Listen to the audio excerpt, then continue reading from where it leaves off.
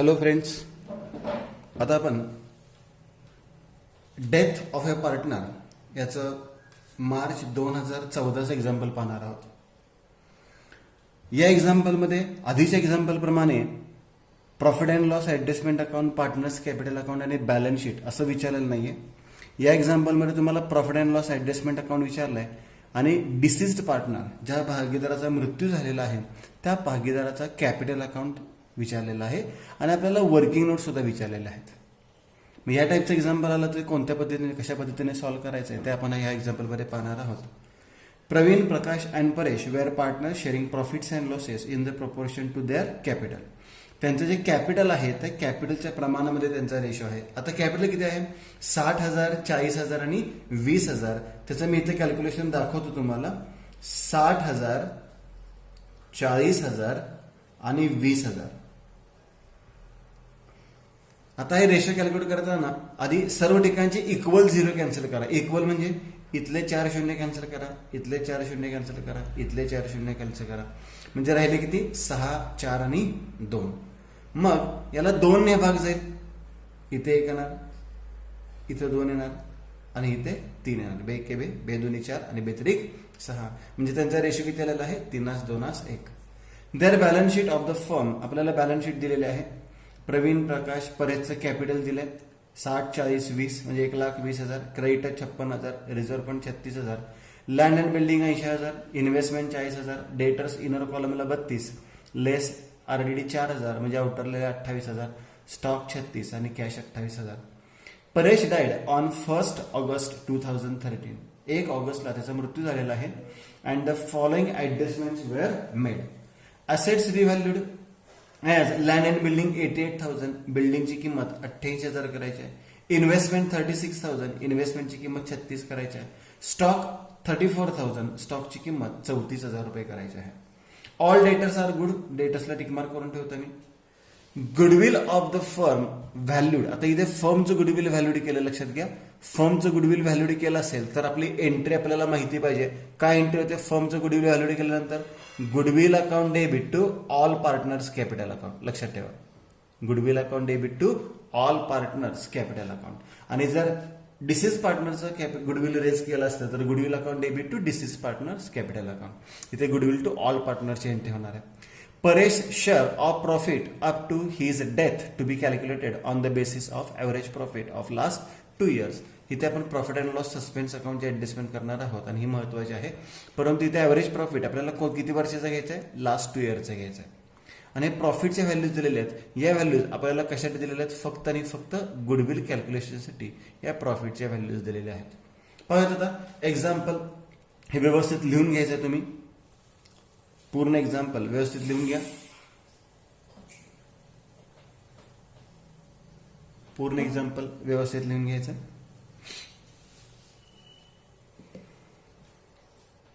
आता आपण example solve करताना नेहमीप्रमाणे पोस्टिंग करून घेऊयात. पाहूयात आता. इथे आपण 2च अकाउंट तयार केलेले आहेत, profit and loss adjustment account आणि परेश कॅपिटल अकाउंट. आपण बॅलन्स शीट तयार केलेली नाही, पण आपण रफली एखादी बॅलन्स शीट सुद्धा तयार करू शकतो. तर आपण वर्किंग नोटमध्ये बॅलन्स शीट तयार करूयात. वर्किंग नोटमध्ये आपण बॅलन्स शीटचा फॉर्मॅट लिहिणार आहोत, कारण की पोस्टिंगसाठी आपल्याला तो उपयोगी पडेल. पाहूयात आता. लँड अँड बिल्डिंग कुठे दाखवतो आपण? लँड अँड बिल्डिंग ॲसेटला दाखवतो. लँड अँड बिल्डिंग हे वर्किंग नोटमध्ये व्हॅल्यूज तुम्ही कशा लिहिल्या चालतील? शॉर्टकटमध्ये लिहिल्या चालतील. मी तुम्हाला समजण्यासाठी डिटेलमध्ये लिहितो.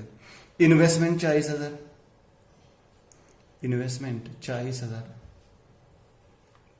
डेटर्स 32,000, इनर कॉलमलाच डेटर्स 32,000. इनर कॉलमची व्हॅल्यू घेतो आपण, आरडी किंवा आउटरची व्हॅल्यू विचारात घेत नाही पोस्टिंग करताना. स्टॉक 36,000, स्टॉक 36,000 इनर कॉलमला घेतला. कॅश मात्र कुठे दाखवतो आपण? कॅश अकाउंटच्या डेबिटला. आता या उदाहरणामध्ये आपण कॅश अकाउंट केलेला नाही. यानंतर कॅपिटल अकाउंटच्या क्रेडिटला, पण आपण फक्त एकाच भागीदाराचा कॅपिटल अकाउंट तयार केलाय, डिसिज्ड पार्टनर, ज्याचा मृत्यू झालेला आहे, परेश. परेश कॅपिटल अकाउंटला लिहूयात आपण. By balance brought down. परेशचं कॅपिटल किती आहे? 20,000. दुसऱ्या कॅपिटल अकाउंट आपल्याला विचारलेलं नाही आहे, त्यामुळे त्याचे आपण वर्किंग नोट सुद्धा करणार नाही. क्रेडिटर्स कुठे दाखवणार आपण, लायबिलिटी साईडला. क्रेडिटर्स लायबिलिटी साईडला दाखवूयात आपण. क्रेडिटर्सवर कुठले ऍडजस्टमेंट नाहीये, 56,000 आउटरला घेतले.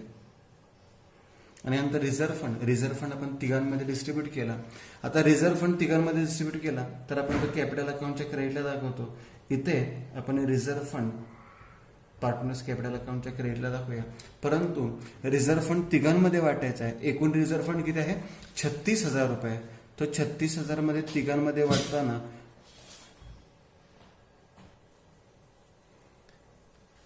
त्यापैकी फक्त परेशचं रिझर्व्ह फंड आपण विचारात घ्या. 36,000 परेशचा रेशो किती आहे, 3:2:1 म्हणजे 1/6. 36,000 गुणिले 1/6 म्हणजे रक्कम किती येणार आहे, 6,000 रुपये.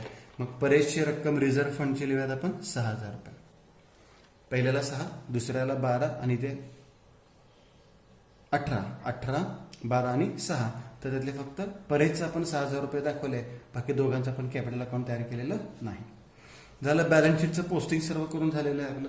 आता परेश डायड ऑन 1 ऑगस्ट या तारखेचा विचार आपण suspense account, profit and loss suspense अकाउंटचा जो प्रॉफिट काढणार आहे त्यासाठी विचारात घेणार आहोत. ऍसेटचे रिव्हॅल्युएशन, बिल्डिंगचं 88,000 करायचे व्हॅल्युएशन. बिल्डिंगची किंमत 88,000 रुपये करायची आहे, म्हणजे प्लस अप्रिसिएट होणार आहे. किती रुपयाने वाढणार आहे बिल्डिंग, 8,000 रुपये. मग प्रॉफिट होणार आपला. प्रॉफिट कुठे दाखवतो, रिव्हॅल्युएशनच्या क्रेडिटला. त्यालाच आपण profit and loss adjustment account सुद्धा म्हणतो. प्रत्येक वेळेस आपण रिव्हॅल्युएशन अकाउंट म्हणले, आज मी profit and loss adjustment account म्हणलेलं आहे. त्यानंतर इन्व्हेस्टमेंटची किंमत 36,000 रुपये करायची आहे. मग इन्व्हेस्टमेंटची किंमत जर 36,000 करायची असेल तर इन्व्हेस्टमेंट मधून लेस करूयात, डिक्रीज म्हणू शकतो आपण. किती रुपये लेस करावे लागतील, 4,000 रुपये. मग इथे ऍसेट कमी झाली, लॉस झाला आपला. लॉस रिव्हॅल्युएशनच्या म्हणजेच प्रॉफिट अँड लॉस ऍडजस्टमेंटच्या डेबिटला टू इन्व्हेस्टमेंट 4,000 रुपये. ही वर्किंग नोट आहे, ही रफली केली तरी चालेल तुम्ही. त्याच्यानंतर स्टॉकची किंमत 34,000 करायची आहे. स्टॉकची किंमत 34,000 रुपये करायची आहे. म्हणजे स्टॉकमधून काय होणार आहे, लेस, डिक्रीज. किती रुपये लेस होणार आहेत, 2,000 रुपये. आता मालमत्ता पुन्हा एकदा कमी झाली, नुकसान झालं आपलं. टू स्टॉक 2,000 रुपये. टू स्टॉक 2,000 रुपये.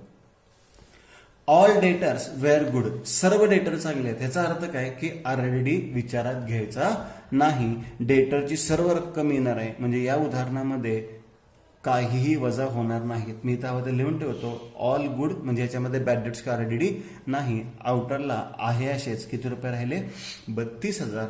पण आता कम्पेअर करताना आउटरची व्हॅल्यू कम्पेअर करायची. लक्षात घ्या, इथे डेटर्स आउटरला किती आहेत, 28. 28चे किती झालेत, 32. म्हणजे वाढले. किती रुपयाने वाढलेले आहेत, 4,000 रुपयाने. मालमत्ता वाढली रिव्हॅल्युएशन अकाउंटच्या म्हणजे प्रॉफिट अँड लॉस ऍडजस्टमेंट अकाउंटच्या क्रेडिटला बाय ऑलरेडी किती रुपयाने वाढलेले आहे डेटर्स, 4,000 रुपयाने. म्हणजे थोडक्यात काय, हा जो आपला लॉस होता तो लॉस आपला वाचलेला आहे. लॉस कमी झाला म्हणजे काय झालं, आपला प्रॉफिट झालेला आहे. झाले. ऑल डेटर्स वेअर गुड, त्याची ऍडजस्टमेंट केली. आता पुढची adjustment, goodwill of the firm valued at 2 times the average profit of last 4 years profit. आणि याची वर्किंग नोट तुम्हाला व्यवस्थित करावी लागेल, ती मी ते करून देतो. Working note number 1, valuation of goodwill. आणि पेपरमध्ये ही वर्किंग नोट आपल्याला दाखवायला सांगितलेली आहे, ती व्यवस्थित दाखवायला लागेल आपल्याला. व्हॅल्युएशन ऑफ गुडविल काय सांगितलं आपल्याला, goodwill of the firm valued at 2 times the average profit. म्हणजे ही कुठली मेथड आहे, ॲव्हरेज प्रॉफिट मेथड आहे. मग ॲव्हरेज प्रॉफिट मेथडमध्ये आपण गुडविल 3 स्टेपने कॅल्क्युलेट करतो. त्या 3 स्टेप आपल्याला माहिती आहेत. पहिली स्टेप काय करतो, पहिली स्टेप आपण टोटल प्रॉफिट. बरोबर, total profit is equal to profit minus loss. म्हणजे टोटल प्रॉफिट बरोबर प्रॉफिट मायनस लॉस. आता या उदाहरणामध्ये आपल्याला प्रॉफिट आणि लॉसच्या व्हॅल्यूज खाली दिलेत. इथे कुठेही लॉसचा उल्लेख केलेला नाहीये. म्हणजे या सर्व प्रॉफिट फिगर्स आहेत. या उदाहरणामध्ये लॉस नाही. बेरीज करूया आपण. 10, 20, 30, 40, 50, 60, 70 आणि 72,000. 72,000 लॉस काय याच्यामध्ये नाही, त्यामुळे वजाबाकी होणार नाही. दुसरी step, average profit. Average profit is equal to काय इक्वेशन ॲव्हरेज प्रॉफिटचं, total profit divided by number of years. इथे फक्त नंबर ऑफ इयर्स म्हणायचं आहे, नंबर ऑफ इयर्स परचेस म्हणायचं नाही. Total profit divided by number of years म्हणजे 72,000 भागिले किती वर्षाचं प्रॉफिट आहे, 1, 2, 3 आणि 4. करत भागाकार. 4 × 4, 4 8 32, म्हणजे ॲव्हरेज प्रॉफिट किती आलेलं आहे 18,000. आणि शेवटची step goodwill is equal to average profit into गुणिले नंबर ऑफ इयर्स परचेसेस. आता ॲव्हरेज प्रॉफिट आता शोधून काढला होता, किती काढला होता 18,000 गुणिले, आता नंबर ऑफ इयर्स परचेसेस दिलेले नाहीत उदाहरणामध्ये, पण इथे 2 टाइम्स शब्द वापरलाय. याला ट्वाइस TWIC असं सुद्धा म्हणतात, 2 टाइम्स किंवा ट्वाइस, म्हणजे इथे दुप्पट करायची आहे. म्हणजेच 18 दोन्ही किती रुपये झाले 36,000 रुपये. ही गुडविलची रक्कम झालेली आहे, लक्षात ठेवा.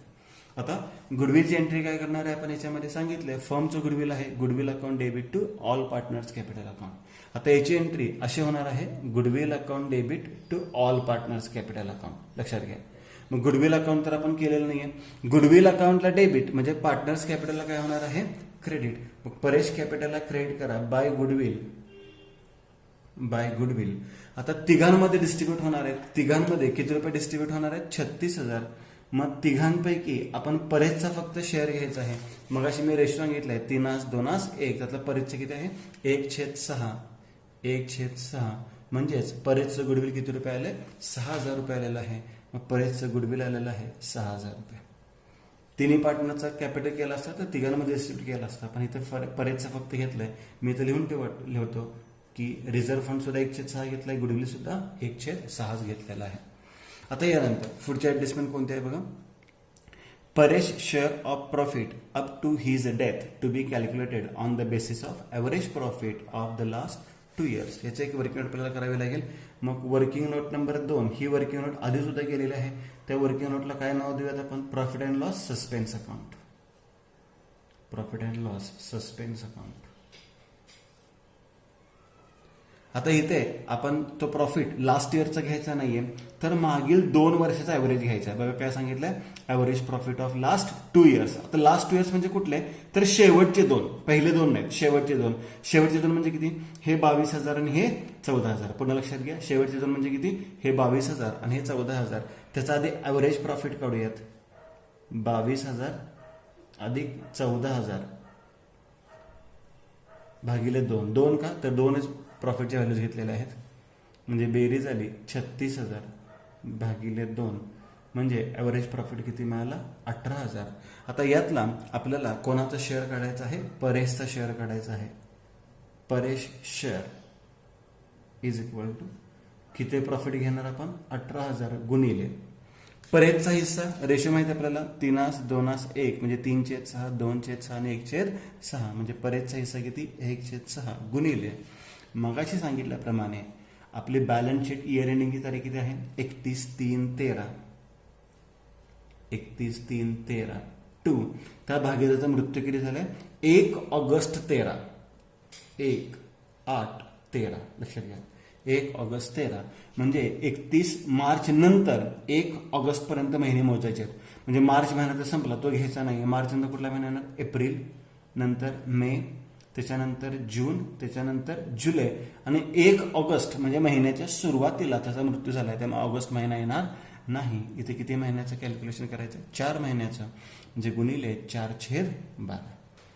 या पद्धतीने आपल्याला कॅल्क्युलेशन करावं लागेल. लक्षात घ्या प्रॉफिट गुणिले त्याचा रेशो गुणिले मंथ्स. या पद्धतीने तुमचं इक्वेशन तयार होईल. करूयात आता 4 × 1 4 4 × 3 12 6 × 6 6 × 18 3 0 आहे असेच 3 × 3 म्हणजेच 1,000 गुणिले 1 म्हणजेच किती रक्कम आलेली आहे 1,000 रुपये. आपण काय म्हणून दाखवायचे आहेत profit and loss suspense account म्हणून दाखवायचे आहेत. मग प्रॉफिट अँड लॉस सस्पेन्स अकाउंटचं पोस्टिंग आपल्याला माहिती आहे. कुठे कुठे दाखवतो आपण पार्टनर्स कॅपिटल अकाउंटच्या क्रेडिटला by profit and loss suspense account. ज्या भागीदाराचा मृत्यू झालेला आहे profit and loss suspense account किती रुपये दाखवायचे कॅल्क्युलेट केल्यात आपण 1,000 रुपये इथे कॅल्क्युलेशन केलेलं आहे. 1,000 रुपये कॅल्क्युलेशन केलेलं आहे. आणि याचं दुसरं पोस्टिंग आपण ॲसेटला दाखवतो profit and loss suspense account 1,000 रुपये. या पद्धतीने याचंही कॅल्क्युलेशन आपण केलं. आणि आता पुढचे ॲडजस्टमेंट काय सांगितले बघा profit for the last 4 years. हे माहिती आहे आपल्याला ह्याचं कॅल्क्युलेशन आपण गुडविलसाठी केलेलं होतं. झालं. आपल्याला काय काय विचारलं होतं, प्रॉफिट अँड लॉस ॲडजस्टमेंट केला आहे तो अकाउंट, पार्टनर्स कॅपिटल अकाउंट केला आहे आणि त्याच्यामध्ये amount payable to executors loan account ही रक्कम आपल्याला इथे अकाउंट क्लोज केल्यानंतर मिळणार आहे. आणि working of Paresh share in goodwill and profit. आता परेश शेअर इन गुडविल हे आपण गुडविलचं दाखवलेलंच आहे परेश शेअरचं, आणि याच्यामध्ये काय सांगितलेलं आहे, प्रॉफिट आपल्याला कसा कॅल्क्युलेट केलेला आहे तो सुद्धा आपण दाखवलेला आहे. Profit calculation profit and loss suspense अकाउंटला. आता इथे एक्झाम्पलमध्ये काय ट्विस्ट आहे लक्षात घ्या. इथे फर्मचं गुडविल सांगितलेलं आहे. एक्झाम्पलमध्ये तुम्हाला कुठेही परेश शेअर नव्हता विचारलेला होता, पण ॲडजस्टमेंटमध्ये विचारताना सांगितलंय give working of Paresh share in goodwill. मग परेश शेअर इन गुडविल म्हणजेच हे गुडविल आहे. याच्यासाठी स्वतंत्र वर्किंग नोट करायची गरज नाहीये. तरी सुद्धा यांनी सांगितल्याप्रमाणे मी इथे कॅल्क्युलेशन करतो. एक याच्या पुढची वर्किंग नोट एक्स्ट्रा मी इथं दाखवतो. नंबर 4 ॲडमिशनमध्ये पण ही वर्किंग नोट आपण पाहिलेली होती. परेश शेअर इन गुडविल तेवढीच रक्कम मिळणार आपल्याला, फक्त एंट्रीज काही बदलू शकतात. इज इक्वल टू एकूण गुडविल किती आलं होतं 36,000 गुणिले परेचा शेअर किती होता 1/6, 6 36 म्हणजे रक्कम किती आली 6,000. मग हीच रक्कम आपण इथं ऑलरेडी दाखवलेली आहे 6,000. मग हे फक्त वर्किंगमध्ये तुम्हाला एक्स्ट्रा पॉईंट तो दाखवावा लागेल.